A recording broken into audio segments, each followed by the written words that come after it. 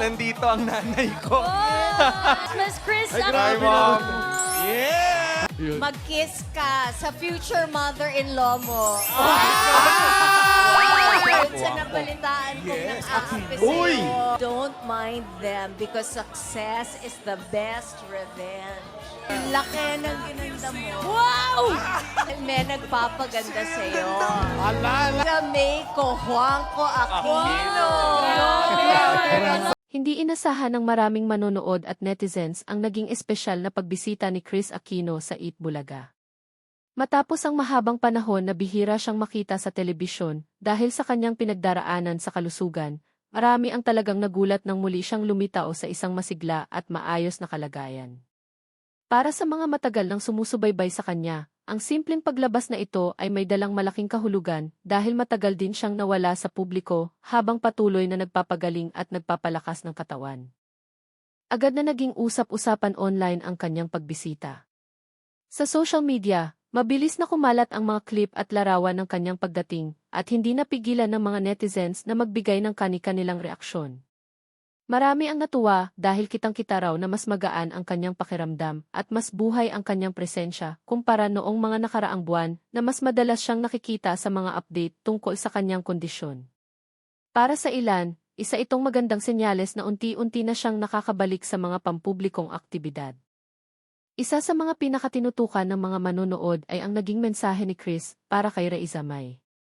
Habang patuloy na nakakatanggap si Raiza may ng iba't ibang komento at kritisismo online, kapansin-pansin ang naging buong pusong suporta ni Chris para sa kanya.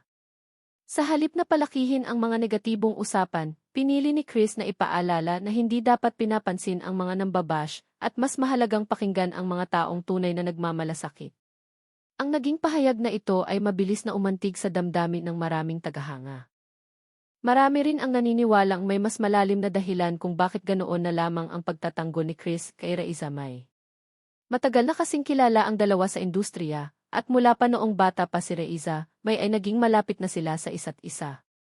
Sa mga nakakita sa kanilang samahan noon, hindi na nakapagtataka kung bakit nananatiling espesyal ang tingin ni Chris sa kanya. Para sa marami, isa itong patunay na hindi nawawala ang tunay na malasakit kahit lumipas pa ang maraming taon. Hindi rin napigilan ni Chris na purihin si Raiza May sa harap ng publiko. Binanggit niya kung gaano kalaki ang ipinagbago nito at kung gaano siya ka-proud sa naging paglaki ng dating child star.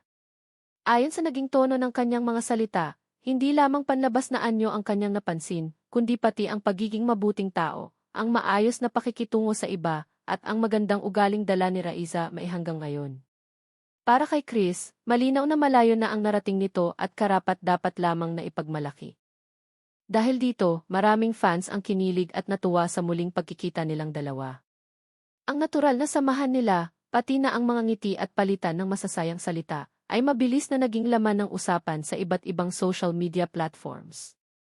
Hanggang ngayon, patuloy pa ring pinag-uusapan ng netizens ang emosyonal at masayang tagpong iyon, habang marami ang umaasang mas madalas nang makikita si Chris Aquino sa publiko sa mga susunod na panahon.